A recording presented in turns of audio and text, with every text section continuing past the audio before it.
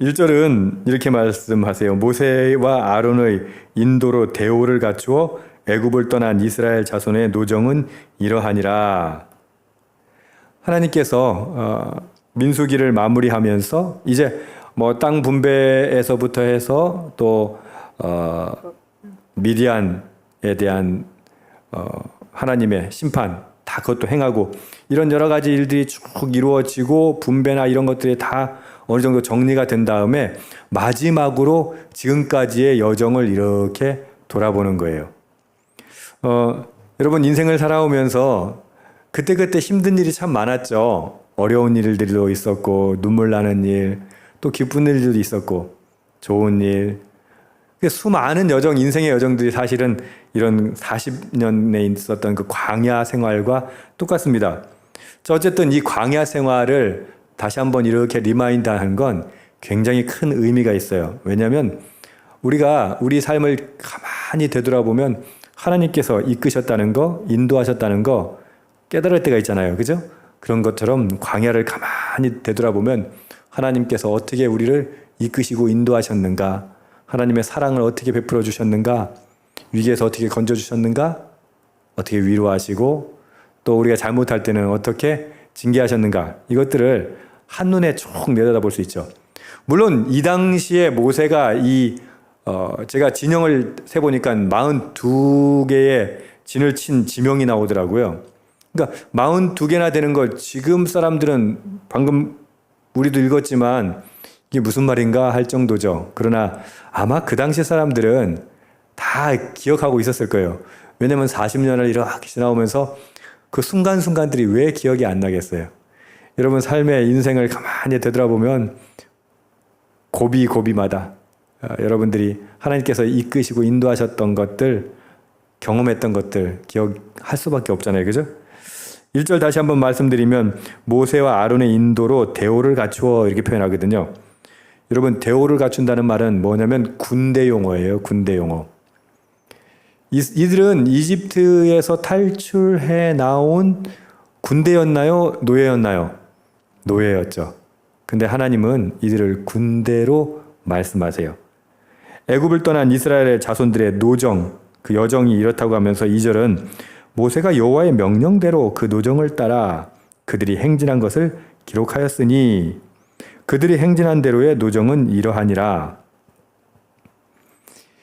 이스라엘 백성들이 애굽에서 나와서 40년간 42곳에 진을 치면서 걸었던 길들이 40년간의 그 노정, 여정은 여기 뭐라고 표현되어 있습니까? 여호와의 명령대로. 여러분 지금까지 여러분의 인생은 어떠셨습니까?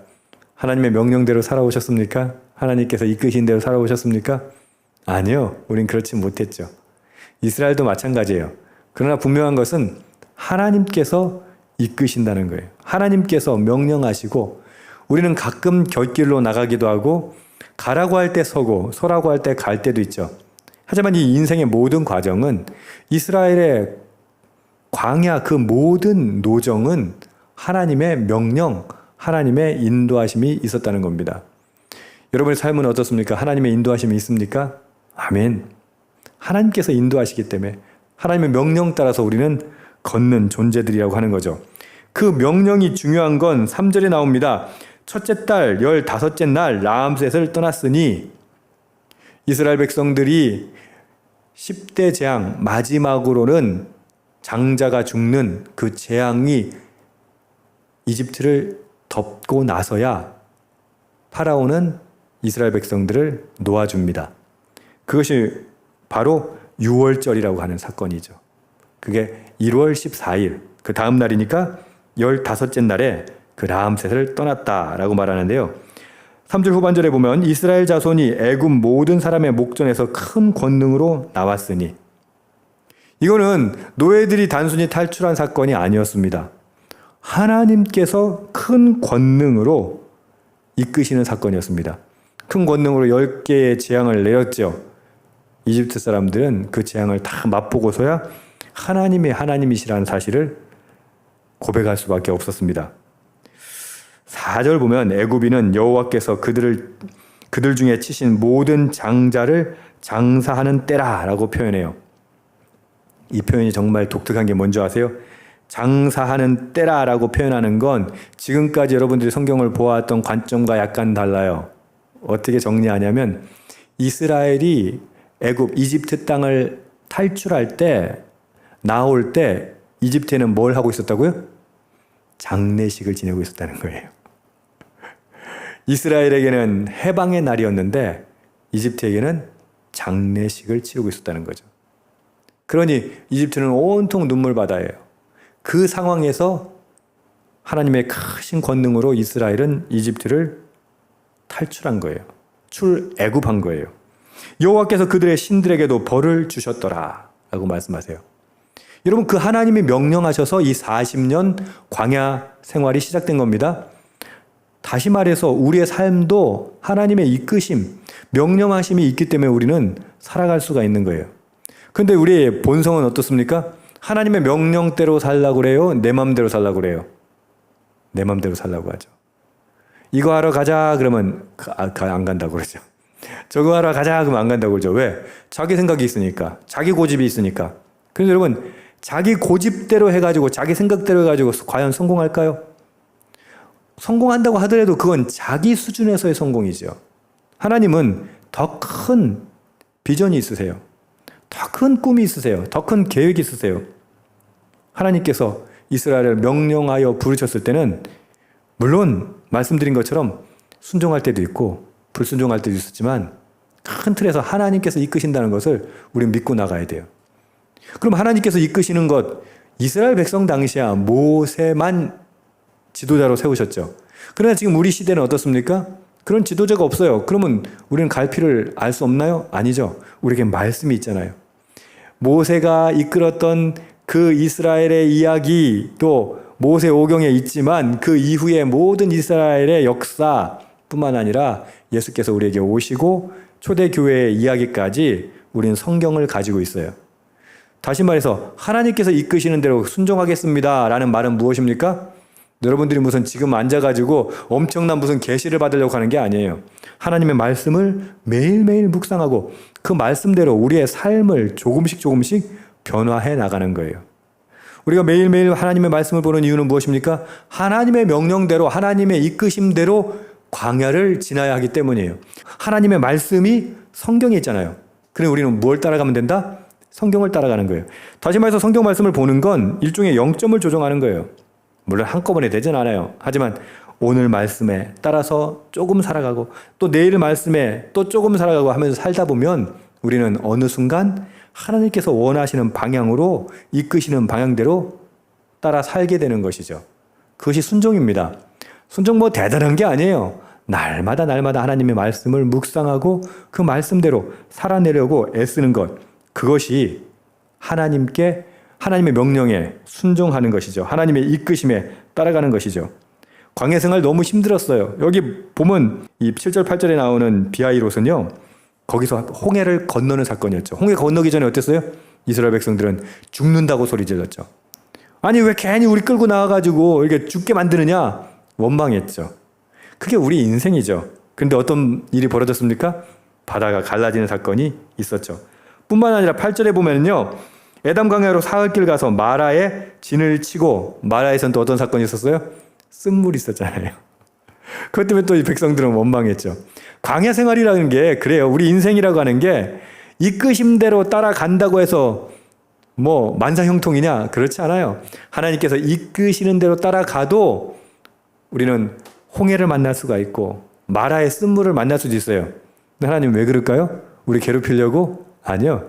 하나님 우리를 연단하시기 위해서, 훈련시키시기 위해서, 온전한 성품으로 순종하는 모습으로 변화시키기 위해서 그런 사건들을 일어나게 하시는 거죠.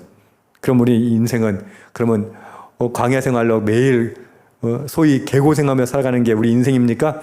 아니요, 그렇지 않습니다.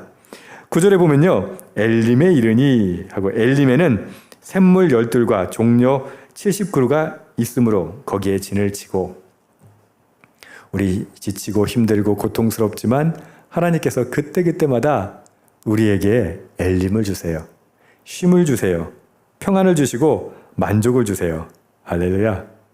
그러니 광야 생활이 고생스럽고 고통스럽기만 하면 누가 그걸 버텨내겠어요. 하지만 그 순간순간 위로하시고 또 치료하시고 쉬게 하시고 또 다시 힘을 내게 하시는 것.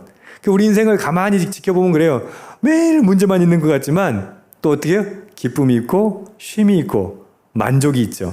이게 우리 인생이 광야 생활과 똑같다는 것이죠. 그렇게 신광야를 지나고 르비딤을 지나고 해가지고 르비딤에서 어떤 일이 있었어요? 14절에 르비딤에 거기서 또 물이 없어가지고 또 아주 난리가 났었죠. 그렇게 신의 광야 15절에 보면 신의 광야에 도착합니다. 신의 광야에선 뭘 받아요? 십계명을 포함한 하나님의 말씀 율법을 받게 되는 것이죠. 그렇게 15절까지가 이제 신의 광야고 신의 광야에서 18절에 보면은 바란 광야에 있는 림마 그 림마에 진을 치고 이 시간적으로는 굉장히 많은 시간이 확 지나가 버린 거예요.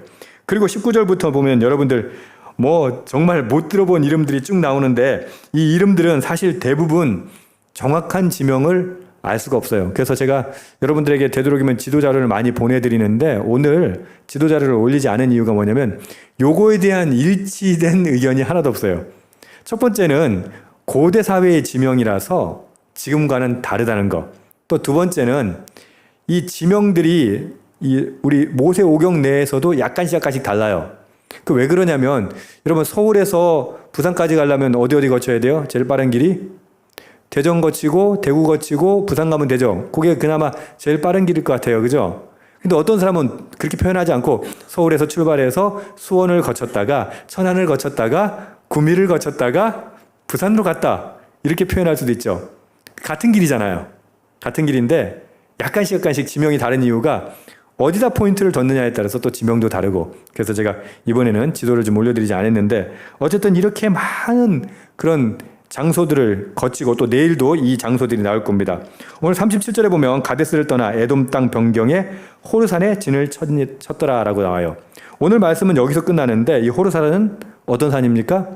아론이 죽음을 맞이한 산입니다. 내일 본문에도 이 말씀이 나옵니다. 자, 광야 여정을 왜 리마인드하게 하십니까? 하나님께서 인도하신다는 것, 신실하게 우리를 이끄신다는 것, 하나님의 사랑, 하나님의 구원, 하나님의 공급을 리마인드하라라고 하시는 거예요. 하나님께서 우리 그 광야라는 연단의 장소를 주시긴 하셨지만 여전히 부족함 없이 채워주시고 우리를 훈련시키셨다는 것. 그렇게 순종했을 때 이스라엘 백성들에게 얼마나 많은 일들이, 얼마나 많은 놀라운 기적들이 일어났는가를 경험하게 한 것을 리마인드하게 하시는 거예요. 우리 인생도 마찬가지입니다. 여러분 한번 되돌아보세요. 아, 하나님께서 이끄셨구나, 인도하셨구나. 그걸 리마인드 하라고 지금 민수기가 끝나가는 마당에 이 모든 과정들을 한 번 더 되짚어보라 라고 말씀하세요. 어떻습니까? 우리 인생에 있어서 저는 이런 리마인드가 좀 필요한 것 같아요. 하나님, 되돌아보니 이 모든 것이 주님의 은혜였습니다. 모든 것이 주님께서 주신 축복이었습니다. 그렇게 경험할 수 있기를 바랍니다. 그렇게 리마인드 할 수 있기를 바랍니다. 그렇게 리마인드 해야 하는 이유는 뭐예요? 이제 가나안 땅에 들어가야 되니까. 더 큰 확신을 가지고 가나안 땅에 이제 전쟁 이제 들어가야 되는데 그러기 위해선 지금까지 40년간 그 수많은 일 가운데 하나님 인도하신 것처럼 앞으로도 인도하신다. 앞으로도 역사하신다. 그것을 경험하기를 하나님 원하시는 것이죠. 그것을 리마인드 하기를 원하시는 것이죠. 저와 여러분이 오늘 말씀 통해서 오늘 과거를 한번 생각해 봤으면 좋겠습니다.